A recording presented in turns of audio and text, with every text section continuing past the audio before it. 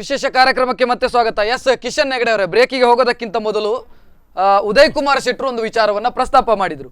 ನೀವು ರಾಜ್ಯದ ರಿಸಲ್ಟ್ ಅನ್ನ ಏನೇ ಹೇಳಬಹುದು, ಕರಾವಳಿಯಿಂದ ಆರಂಭ ಆಗುವಂಥದ್ದು ನಮ್ಮ ವಿಜಯ ಯಾತ್ರೆ ಆರಂಭವಾದದ್ದೇ ಕರಾವಳಿಯಿಂದ.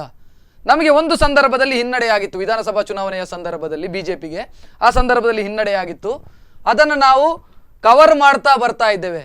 ಅವರ ಇತಿಹಾಸವನ್ನು ನೆನಪು ಮಾಡಿದ್ರು. 83ರ ಎಲೆಕ್ಷನ್ ದಕ್ಷಿಣ ಕನ್ನಡ ಜಿಲ್ಲೆಯಿಂದ ಅವರ ವಿಜಯ ಯಾತ್ರೆ ಆರಂಭ ಆದದ್ದು. ಆನಂತರ ಅಧಿಕಾರದವರೆಗೂ ಅವ್ರು ಬಂದ್ರು. ಸೊ ನಿಮ್ಗೆ ಹಾಗೆ ಅನಿಸ್ತಾನೆ ಇಲ್ವಾ? ಅವರು ನಿಧಾನವಾಗಿ ತಮ್ಮ ನೆಲೆಯನ್ನು ಭದ್ರಪಡಿಸಿಕೊಳ್ತಾ ಬರ್ತಾ ಇದ್ದಾರೆ. ಚುನಾವಣಾ ರಾಜಕೀಯಗಳು ಕಾಲ ಕಾಲಕ್ಕೆ ಬದಲಾಗ್ತಾ ಇರ್ತದೆ. ಇವರ ಮುಖ್ಯಮಂತ್ರಿ ತೆರವು ಮಾಡಿದ ಸ್ಥಾನ, ಇವರ ಮುಖ್ಯಮಂತ್ರಿ ಇಲ್ಲಿದ್ದಂಥ ಸಂದರ್ಭದಲ್ಲಿ ಲೋಕಸಭಾ ಚುನಾವಣೆಯಲ್ಲಿ ನಾವು ಗೆದ್ದಿದ್ದೇವೆ. ಉಪಚುನಾವಣೆಯಲ್ಲಿ ಇವರು ಮುಖ್ಯಮಂತ್ರಿ ಆಗಿದ್ದವರು ಮಾನ್ಯ ಸದಾನಂದ ಗೌಡರು ತೆರವು ಮಾಡಿದಂಥ ಉಡುಪಿ ಚಿಕ್ಕಮಗಳೂರು ಲೋಕಸಭಾ ಸದಸ್ಯತ್ವ ಸ್ಥಾನ ಅವರು ಮುಖ್ಯಮಂತ್ರಿಗಳಾಗಿದ್ದಂಥ ಈ ರಾಜ್ಯದಲ್ಲಿ ಅವರು ಮುಖ್ಯಮಂತ್ರಿಗಳಾಗಿದ್ದಂಥ ಸಂದರ್ಭದಲ್ಲೇ ಕಾಂಗ್ರೆಸ್ ಪಕ್ಷ ಅದನ್ನು ಗೆದ್ದುಕೊಂಡಿತ್ತು ಉಡುಪಿ ಚಿಕ್ಕಮಗಳೂರಿನಲ್ಲಿ. ಅದಕ್ಕೇನು ಉತ್ತರ ಹೇಳ್ತೀರಿ? ಅದಲ್ಲ, ಉತ್ತರಗಳು ಅದಲ್ಲ, ಅದು ಎಲ್ಲವೂ ಕಾಲ ಕಾಲಕ್ಕೆ ಚುನಾವಣಾ ರಾಜಕೀಯಗಳು. It's A cycle. ಅಂದ್ರೆ ಕಿಶನ್ ಹೆಗಡೆ ಅವ್ರದ್ದು ಬಂಡ ಧೈರ್ಯವು ಅಂತ ಖಂಡಿತ ಅಲ್ಲ. ಉಡುಪಿ ಜಿಲ್ಲೆಯಲ್ಲಿ ನಮ್ಮ ಫೌಂಡೇಶನ್ ಸ್ಟೋನ್ ಅಲಗಾಡ್ತಾ ಇದೆ ಅಂತ ಹೇಳ್ತಾ ಇದ್ದೀರಿ. ಸ್ಥಾನಗಳನ್ನು ಗಳಿಸಿದ್ದೇವೆ ಅಂತಕ್ಕಂಥದ್ದು ಒಪ್ಕೊಂಡಿದ್ದೇವೆ. ಅದನ್ನ ಇನ್ನು ಮುಂದಿನ 7 ರಿಂದ 8 ತಿಂಗಳಲ್ಲಿ ಬರತಕ್ಕಂಥ ಜಿಲ್ಲಾ ಪಂಚಾಯತ್ ಮತ್ತು ತಾಲೂಕು ಪಂಚಾಯತ್ ಚುನಾವಣೆಗಳಲ್ಲಿ ಪಕ್ಷದ ಬಂಡ ಧೈರ್ಯದ ಪ್ರಶ್ನೆ ಇಲ್ಲ. ಆಗ್ತಾನೋ ಇಲ್ವೋ? ಒಂದು ಕ್ಷೇತ್ರದ ಶಾಸಕ ಅವನ ಕ್ಷೇತ್ರಕ್ಕೆ ಸಂಬಂಧಪಟ್ಟಂತ ಗ್ರಾಮ ಪಂಚಾಯತಿನ ರಿಸಲ್ಟ್ ಗಳಿಗೆ ಸಪೋರ್ಟ್ ಜವಾಬ್ದಾರಿ ಆಗುದಿಲ್ಲ ಅಂತ ನಾನು ಹೇಳುದಿಲ್ಲ. ಆತ ಜವಾಬ್ದಾರಿ ಆಗ್ತಾನೆ. ಜವಾಬ್ದಾರಿ ಅರ್ಥ ನಾನು ಎಕ್ಸಾಂಪಲ್ ಕೊಡ್ತೇನೆ. ಸುಳ್ಯದಲ್ಲಿ ಅಂಗಾರ ಅವರ ಕ್ಷೇತ್ರದಲ್ಲಿ ಬಿಜೆಪಿ ಪ್ರಾಬಲ್ಯ, ಕಾರ್ಕಳದಲ್ಲಿ ಸುನಿಲ್ ಕುಮಾರ್ ಅವರ ಕ್ಷೇತ್ರದಲ್ಲಿ ಬಿಜೆಪಿ ಪ್ರಾಬಲ್ಯ. ಸೊ ಅವರ ಕೆಲಸವನ್ನು ಬಹಳ ಅಚ್ಚುಕಟ್ಟಾಗಿ ಮಾಡಿರಬಹುದು. ಮಾಡಿಲ್ಲ, ನಾವು ಮಾಡ್ಲಿಲ್ಲ ಅಂತ ಹೇಳಿದ ಕೂಡಲೇ ಅವರು ಜವಾಬ್ದಾರಿ ಅಂತ ಹೇಳಿದ ಕೂಡಲೇ ಏನು ಜವಾಬ್ದಾರಿಗೆ ತಲೆದಂಡವು ಅಲ್ಲ. ಜವಾಬ್ದಾರಿಗೆ ಅವರು ಮುಂದೆ ಸರಿ ಮಾಡ್ಕೊಳ್ಳೋದು ಹೇಗೆ ಅಂತೇಳಿ. ಚುನಾವಣೆ ಏನು 5 ವರ್ಷಕ್ಕೊಮ್ಮೆ ಬರುವುದಲ್ಲ. ಚುನಾವಣೆ ಪ್ರತಿ 1 ವರ್ಷಕ್ಕೊಂದು ಚುನಾವಣೆ ಇದೆ. ಆ ಚುನಾವಣೆಯಲ್ಲಿ ಪಕ್ಷವನ್ನು ಪ್ರೂವ್ ಮಾಡ್ಲಿಕ್ಕಂತ ಪ್ರತಿ ವ್ಯವಸ್ಥೆಗಳು ನಮ್ಮಲ್ಲಿದೆ. ಅಂದ್ರೆ ನಿಮ್ಮಲ್ಲಿ ಶಾಸಕರು ಬೇರೆ, ಪಾರ್ಟಿ ಬೇರೆ, ಈ ರೀತಿ ಸಮಸ್ಯೆಗಳೇ ಇದೆ ಅಂತ ಖಂಡಿತ ಇಲ್ಲ. ಪಕ್ಷ ಮತ್ತು ಮಂತ್ರಿ ಬೇರೆ, ಪಕ್ಷ ಬೇರೆ, ಈ ಸಮಸ್ಯೆಗಳಿದಾವೆ. ಯಾವತ್ತೂ ಇಲ್ಲ. ಪಕ್ಷ ಮಂತ್ರಿ ಬೇರೆ, ಪಕ್ಷ ಶಾಸಕರು ಬೇರೆ, ಪಕ್ಷ ಬೇರೆ ಅಂತೇಳಿ ಅಲ್ಲ. ಅದು ಸರ್ಕಾರ ಬೇರೆ, ಪಕ್ಷ ಬೇರೆ. ಯಾವತ್ತು ಸರ್ಕಾರವೇ ಬೇರೆ, ಪಕ್ಷವೇ ಬೇರೆ. ಅದ್ರಲ್ಲಿ ಅಲ್ಲ ಅಂತ ಯಾರು ಹೇಳಲಿಕ್ಕೂ ಸಾಧ್ಯ ಇಲ್ಲ. ಸರ್ಕಾರ ಮಾಡಿದಂತ ಕೆಲಸಗಳನ್ನ ಪಾರ್ಟಿ ಯೂಸ್ ಮಾಡ್ಕೊಳ್ತಾ ಇಲ್ಲ. ಪಾರ್ಟಿ ಯೂಸ್ ಮಾಡ್ಕೊಂಡಿದೆ. ಪಾರ್ಟಿ ಯೂಸ್ ಮಾಡಿದ್ರೆ ಸರಿಯಾಗದೆ ಇರಬಹುದು. ಇನ್ನಷ್ಟು ಜನರನ್ನು ಮುಟ್ಟಬೇಕಂತಕ್ಕಂಥ ಆದೇಶ ಇದು, ಸ್ಪಷ್ಟ ಜನರ ಆದೇಶ. ನಮಗೆ ರಿಸಲ್ಟ್ ಬಂದಿದೆ ಅಂತ ಕೇಳಿದ್ರೆ ನೀವು ಮತ್ತಷ್ಟು ಕೆಲಸ ಮಾಡಿ. ಈಗಾಗಲೇ ನಮ್ಮ ಹಿರಿಯ ನಾಯಕರಂತ ಆಸ್ಕರ್ ಫರ್ನಾಂಡಿಸ್ ನಿನ್ನೆ ದಿನವೇ ಸಂಜೆ ಎಲ್ಲ ಪಕ್ಷದ ನಾಯಕರುಗಳನ್ನ ಕೂರಿಸ್ಕೊಂಡು ನಾವು ಮುಟ್ಟಬೇಕು, ಇನ್ನಷ್ಟು ನಾವು ಗಟ್ಟಿಯಾಗಿ. ನಾವು ನಾಳೆ ಅಂತ ಹೇಳಿಲ್ಲ, ನಿನ್ನೆ ಸಂಜೆ 4 ಗಂಟೆಗೆ ನಮ್ಮನ್ನು ಕರೆದು ಮಾತಾಡಿಸಿದ್ದಾರೆ ಇಡೀ ಜಿಲ್ಲೆ ನಾಯಕರುಗಳನ್ನ. ಉದಯ್ ಕುಮಾರ್ ಶೆಟ್ಟರ್, ರಾಜ್ಯದಲ್ಲಿ ನಿಮಗೆ ಹಿನ್ನಡೆ ಏನಿದೆ ಅವರಿಗೆ ಕಂಪೇರ್ ಮಾಡಿದ್ರೆ ನಿಮಗೆ ಹಿನ್ನಡೆ ಆಗಿರುವಂಥದ್ದು ರಾಜ್ಯದಲ್ಲಿ, ಟೋಟಲ್ ರಾಜ್ಯದಲ್ಲಿ ದಕ್ಷಿಣ ಕನ್ನಡ ಉಡುಪಿಯಲ್ಲಿ ನೀವು ಮೇಲುಗೈ ಸಾಧಿಸಿದ್ದೀರಿ. ನಿಮಗೆ ಅನಿಸ್ತಾ ಇಲ್ವಾ ನಮ್ಮ ರಾಜ್ಯದಲ್ಲೂ ಕೂಡ ನಾಯಕತ್ವದಲ್ಲಿ ಬದಲಾವಣೆಗಳಾಗಬೇಕು, ಪರಿಣಾಮಕಾರಿಯಾಗಿ ಪಾರ್ಟಿ ಕಟ್ಟುವಂಥ ಕೆಲಸಗಳಾಗಬೇಕು ಅಂತ? ನಾನು ಮೊದಲೇ ಹೇಳಿದೆ, ನಮ್ಮ ರಾಜ್ಯದಲ್ಲಿ 6 ಕೋಟಿಯಲ್ಲಿ ಅದಕ್ಕೆ ಅರ್ಧದಷ್ಟು ಜನ ಇವತ್ತು ಗ್ರಾಮಾಂತರ ಗ್ರಾಮ ಪಂಚಾಯತ್ ಚುನಾವಣೆಯಲ್ಲಿ ಭಾಗಿರುವಂಥದ್ದು. ಒಟ್ಟಾರೆ ರಾಜ್ಯದ ಕಲ್ಪನೆಯನ್ನು ನೀವು ನೋಡಿದಾಗ ನಗರಸಭೆಗಳಲ್ಲೂ ಭಾರತೀಯ ಜನತಾ ಪಾರ್ಟಿಯ ಪ್ರಾಬಲ್ಯ ಇರುವಂಥದ್ದು, ಮಹಾನಗರ ಪಾಲಿಕೆಗಳಲ್ಲಿ ಭಾರತೀಯ ಜನತಾ ಪಾರ್ಟಿಯ ಪ್ರಾಬಲ್ಯ ಇರುವಂಥದ್ದು. ಅದರಿಂದ ಅದನ್ನೆಲ್ಲ ತುಲನೆ ಒಟ್ಟಾಗಿ ಮಾಡಿದಾಗ ಕಾಂಗ್ರೆಸ್ಗಿಂತ BJP ಮೇಲೆ ಹೋಗ್ತದೆ. ನೀವು ಹೇಳಿದಾಗೆ ಮೊನ್ನೆ ಲೋಕಸಭಾ ಚುನಾವಣೆಯಲ್ಲಿ ನಾವು ಕಾಂಗ್ರೆಸ್ಸನ್ನು ಹಿಂದಿಕ್ಕಿ ನಾವು ಮೇಲ್ಗೈಯನ್ನು ಸಾಧಿಸ್ತೀವಿ ಒಂದೇ ವರ್ಷದ ಆಡಳಿತೆಯಲ್ಲಿ. ಅದರ ನಂತರ ಇವತ್ತು ಚುನಾವಣೆ ನಡೆದಿರುವಂಥದ್ದು ಗ್ರಾಮಾಂತರ ಭಾಗದಲ್ಲಿ. ಅದರಿಂದ ಒಟ್ಟಾರೆ ಕಲ್ಪನೆಯನ್ನು ಪರಿಗಣಿಸಿದಾಗ 6 ಕೋಟಿ ಜನರನ್ನ ದೃಷ್ಟಿಯಿಟ್ಟು ಪರಿಗಣಿಸಿದಾಗ 100ಕ್ಕೆ 100 ಬಿಜೆಪಿ ಕಾಂಗ್ರೆಸ್ಗಿಂತ ಮೇಲಿದೆ. ಆದ್ದರಿಂದ ಇವತ್ತು ಇವರ ಪರ್ಫಾರ್ಮೆನ್ಸು ಇವರು ಎಷ್ಟೇ ಬೇಕಾದ್ರೆ ಹೇಳ್ಕೊಳ್ಳಿ, ಒಟ್ಟಾರೆ ರಾಜ್ಯದ ಒಂದು ಒಟ್ಟಾರೆ ಮತದಾರರನ್ನು ಜನಸಂಖ್ಯೆಯನ್ನು ಮಾಡಿದಾಗ ಕಾಂಗ್ರೆಸ್ ಇವತ್ತು ಹಿಂದೆ ಬಿದ್ದಿದೆ. ಅದರರ್ಥ ನಾವು ಒಂದಷ್ಟು ಬಾರಿ ಮುಂದೆ ಮಾಡಿದ್ದೇವೆ ಅಂತ ನಾವು ಅದನ್ನು ಹೇಳ್ಕೊಳ್ಳಿಕ್ಕೆ ತಯಾರಿಲ್ಲ.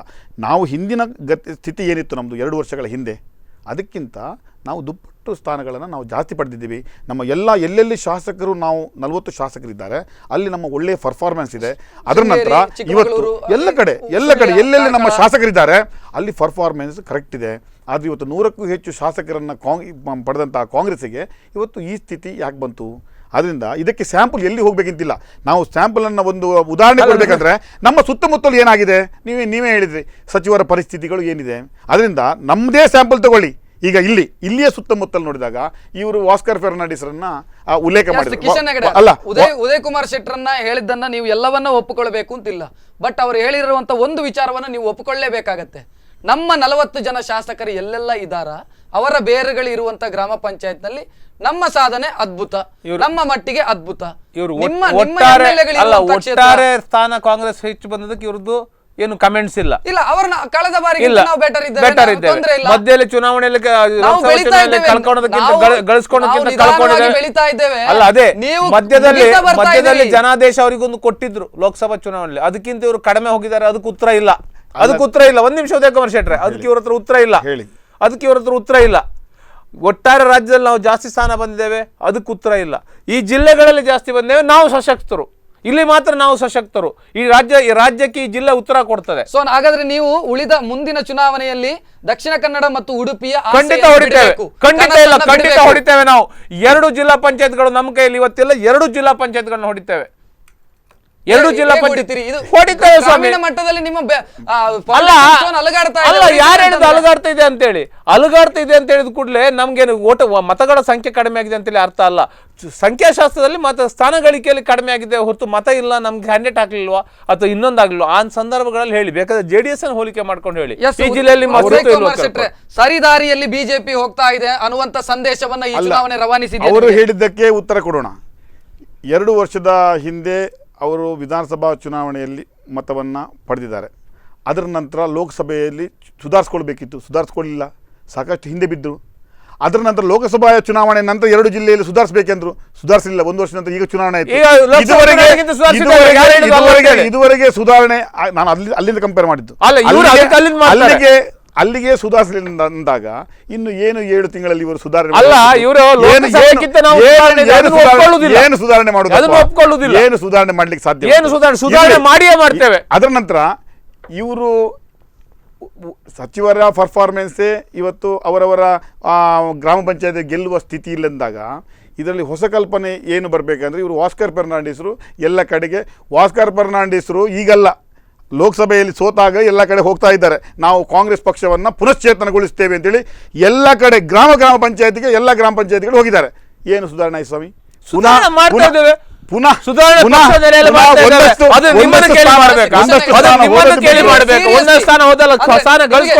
ಅನಿಸ್ತಾ ಇಲ್ವಾ ನಮ್ಮ ಪಾರ್ಟಿಯಲ್ಲಿ ಸಮಸ್ಯೆಗಳಿದಾವೆ, ಪಾರ್ಟಿಯ ಸಂಘಟನೆಯಲ್ಲಿ ಸಮಸ್ಯೆಗಳಿದಾವೆ ಅಂದ್ರೆ ನಿಗಮ ಮಂಡಳಿಯ ವಿಚಾರದಲ್ಲಿ ಬಹಳಷ್ಟು ನಿಮ್ಮ ಲೋಕಲ್ ಲೀಡರ್ಸ್ ಮುನಿಸಿಕೊಂಡಿದ್ದಾರೆ. ನಿಗಮ ಮಂಡಳಿ ಅಧ್ಯಕ್ಷರ ಉಪಾಧ್ಯಕ್ಷರ ನೇಮಕ ಆಗಿರಬಹುದು, ಉಳಿದ ನೇಮಕಾತಿಗಳಾಗ್ಲಿಲ್ಲ, ಸದಸ್ಯರ ನೇಮಕಾತಿಗಳಾಗ್ಲಿಲ್ಲ. ಇದು ಎಲ್ಲ ನಿಮಗೆ ಸಮಸ್ಯೆಗಳನ್ನು ತಂದು ಕೊಡ್ತಾ ಇದೆ. ಅದು ಎಲ್ಲಾ ಪಕ್ಷಗಳಲ್ಲೂ ಇದ್ದದ್ದೇ. ಅಧ್ಯಕ್ಷರು ಉಪಾಧ್ಯಕ್ಷರು ಅಂದ್ರೆ ಅಧಿಕಾರದಲ್ಲಿದ್ರೆ ಜಾಸ್ತಿ, ಅಧಿಕಾರದಲ್ಲಿದ್ದಾಗ ಜಾಸ್ತಿ ಇರ್ತಕ್ಕಂಥದ್ದೇ ಹೌದು. ಅಲ್ಲಿ ಒಂದ್ ಸ್ವಲ್ಪ ಅಧ್ಯಕ್ಷರು ಉಪಾಧ್ಯಕ್ಷರುಗಳು ಇನ್ನೂ ಕೆಲವು ಆಗ್ಲಿಲ್ಲ, ಹೆಚ್ಚಿನದಾಗ್ಲಿಲ್ಲ, ಅಥವಾ ಸದಸ್ಯರ ನೇಮಕಾತಿಗಳಾಗ್ಲಿಲ್ಲ. ಸಚಿವ ಸಂಪುಟ ವಿಸ್ತರಣೆ ಆಗತ್ತೆ ಅಂತ ಕಾಯುವಂತವರಿದ್ದಾರೆ. ಇದು ಹೊಡೆತ ಕೊಡ್ತಾ ಇದೆ ನಿಮಗೆ. ಅಲ್ಲ, ಅದು ಎಲ್ಲ ಪಕ್ಷಗಳಲ್ಲೂ ಅಧಿಕಾರದಲ್ಲಿ ಇರ್ತಕ್ಕಂಥ ಸಂದರ್ಭದಲ್ಲಿ ಸಹಜ, ಸ್ವಾಭಾವಿಕ, ಅದೇನು ದೊಡ್ಡ ಇಶ್ಯೂ ಅಲ್ಲ. ಅದಕ್ಕೂ ಇದಕ್ಕೂ ಸಂಬಂಧ ಕೊಡೋದಲ್ಲ. ಬಟ್ ನಾವ್ ಇಲ್ಲಿ ಲಾಭವನ್ನು ಇವರು ಪಡ್ಕೊಳ್ತಾ ಇದ್ದಾರೆ ಅಂತ ಅನಿಸ್ತಾ. ಇವ್ರು ಏನ್ ಪಡ್ಕೊಂಡಿದ್ದಾರೆ ಸ್ವಾಮಿ? ಇವ್ರು ಏನ್ ಪಡ್ಕೊಂಡಿದ್ದಾರೆ? ಒಂದಿಷ್ಟು ಸ್ಥಾನಗಳು ಹೆಚ್ಚು ಬಂದ ಕೂಡಲೇ ಇವ್ರು ಏನು ಆಕಾಶದಲ್ಲಿ ತೇಲಿ ಹೋಗ್ಲಿಲ್ಲ. ಅದನ್ನು ಪಡೆಯುವುದು ಹೇಗೆ ಅಂತಕ್ಕಂಥ ನಮಗೆ ಗೊತ್ತಿದೆ. ನಾವು ಮಣ್ಣಿನಿಂದ ಬೆಳೆದವರು ಮಣ್ಣಿನಿಂದ ಮೇಲೆ ಬರ್ತೇವೆ. ಆ ಆಸೆ ಅಲ್ಲ ನಮ್ಗೆ. ನಾವು ಇದನ್ನು ಮಾಡಿ ತೋರಿಸ್ತೇವೆ. ಒಂದು ಯಾವುದೇ ಚುನಾವಣೆಯಲ್ಲಿ ಪಕ್ಷದ ವ್ಯವಸ್ಥೆಗಳು ಸಮರ್ಪಕವಾಗಿ ಇರಬೇಕು. ನನಗೆ ಗೊತ್ತಿರುವ ಹಾಗೆ, ನಾನು ಗಮನಿಸಿರುವ ಹಾಗೆ ನಿಮ್ಮ ಪಾರ್ಟಿಯಲ್ಲಿ ವ್ಯವಸ್ಥೆಗಳು ಸರಿ ಇಲ್ಲ. ಒಂದು ಬ್ಲಾಕ್ ಕಾಂಗ್ರೆಸ್ ಪ್ರೆಸಿಡೆಂಟ್, ಶಾಸಕರೇ ಬ್ಲಾಕ್ ಕಾಂಗ್ರೆಸ್ ಪ್ರೆಸಿಡೆಂಟ್ ಆಗಿರ್ತಾರೆ, ಅವರಲ್ಲಿ ಆ ಸಮಸ್ಯೆ ಇಲ್ಲ, ಅದನ್ನು ಅವರು ಸರಿ ಮಾಡ್ಕೊಂಡು ಹೋಗಿದ್ದಾರೆ. ಎಷ್ಟು ಜನ ಸಚಿವರು ಜಿಲ್ಲಾಧ್ಯಕ್ಷರಾಗಿದ್ದಾರೆ ನಿಮ್ಮದ್ರಲ್ಲಿ, ಅದೂ ಸರಿ ಇಲ್ಲ. ಅಂದ್ರೆ ಆ ವ್ಯವಸ್ಥೆಗೆ ಸಂಪೂರ್ಣ ಬದಲಾವಣೆ ಆಗಬೇಕು. ಪಾರ್ಟಿ ಕಟ್ಟಬೇಕಾದ್ರೆ ಮುಂದೆ ಜಿಲ್ಲಾ ಪಂಚಾಯತ್ನ ಚುನಾವಣೆ ಸಂದರ್ಭ ಇದು ದೊಡ್ಡ ಮೇಜರ್ ಸಮಸ್ಯೆ ಅಂತ ಅನಿಸೋದಿಲ್ಲ ನಿಮಗೆ? ಅಲ್ಲ, ಮೇಜರ್ ಸಮಸ್ಯೆ ಇದಲ್ಲ, ಮೇಜರ್ ಸಮಸ್ಯೆ ಅದಲ್ಲ. ಸರ್ಕಾರ ಒಬ್ಬ ವ್ಯಕ್ತಿಗೆ ಒಂದೇ ಹುದ್ದೆ, ಇವರು ಅದಕ್ಕೆ ಗಟ್ಟಿಯಾಗಿ ಅಂಟುಕೊಂಡಿದ್ದಾರೆ. ನಿಮ್ಮಲ್ಲಿ ಸಮಸ್ಯೆ ಇದೆ? ಅಲ್ಲ, ನಮ್ಮಲ್ಲಿ ಸಮಸ್ಯೆ ಅಂದ್ರೆ ನೀವು ಹೇಳುದು ಬಹುಶಃ ದಕ್ಷಿಣ ಕನ್ನಡ ಜಿಲ್ಲೆ ಜಿಲ್ಲಾಧ್ಯಕ್ಷರಾಗಿ ರಮಾತ್ರಗಳು. ದಕ್ಷಿಣ ಕನ್ನಡ ಜಿಲ್ಲೆ ಅಂತಲ್ಲ, ಹೆಚ್ಚಿನ ಎಲ್ಲಾ ಜಿಲ್ಲೆಗಳಲ್ಲಿ ಸಮಸ್ಯೆ ಇದೆ. ಬ್ಲಾಕ್ ಕಾಂಗ್ರೆಸ್ ಪ್ರೆಸಿಡೆಂಟ್ ಎಷ್ಟು ಜನ ಇದ್ದಾರೆ? KPCC ಕಾರ್ಯದರ್ಶಿಗಳು ಎಷ್ಟು ಜನ MLA-ಗಳಿದ್ದಾರೆ, MLC-ಗಳಿದ್ದಾರೆ? ಹೌದು, ಆ ಸಮಸ್ಯೆಗಳು ಪಕ್ಷ ಅದನ್ನ ಬಗೆಹರಿಸ್ತದೆ. ಅದರಿಂದ ಈ ಚುನಾವಣೆಗೆ ಹೊಡೆತ ಬಿದ್ದಿದೆ ಅಂತಕ್ಕಂಥದ್ದು ಹೆಚ್ಚಿನವರಿಗೆ ಅವಕಾಶ ಕೊಟ್ಟರೆ ಹೆಚ್ಚಿನ ಅವಕಾಶಗಳು ನಿಮಗೆ ಸಿಗ್ತಾ ಇದೆ. ಅವಕಾಶಗಳು ಪಕ್ಷದ ಚುನಾವಣೆಗಳು ನಡೀತದೆ. ಪಕ್ಷದ ಚುನಾಯಿತರಾಗಿ ಬಂದವರು ಪಕ್ಷ ಅವರದು ಸಮರ್ಪಕವಾಗಿ ನಡೆದ. ನಮ್ಮ ಚುನಾವಣೆ ಡ್ಯೂ ಇದೆ. ನಮ್ಮ ಚುನಾವಣೆಗಳು ಆಕ್ಚುಲಿ ಮೊನ್ನೆ ಇದರ ಡಿಸೆಂಬರ್ ನಡಿಬೇಕಿತ್ತು. ಅದು ಈ ಎಲ್ಲ ಚುನಾವಣೆಗಳ ಪ್ರಯುಕ್ತ ಮುಂದೂಡಿಕೊಂಡು ಪಕ್ಷ ಚುನಾವಣೆ ಇದೆ. ಈಗ ನಾಡ್ದು ಸೆಪ್ಟೆಂಬರ್ ಅಲ್ಲಿ ಚುನಾವಣೆ ನಡೀತದೆ.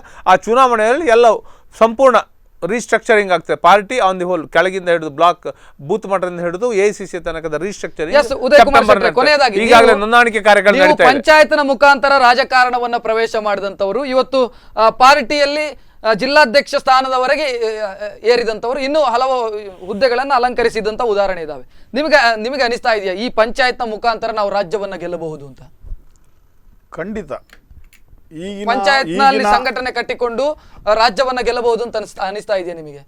ನಾವು ಇದರಿಂದಲೇ ನಾವು ಒಮ್ಮೆ ರಾಜ್ಯದ ಅಧಿಕಾರ ಇದು ಒಂದು ಸ್ಯಾಂಪಲ್ ಅಷ್ಟೇ.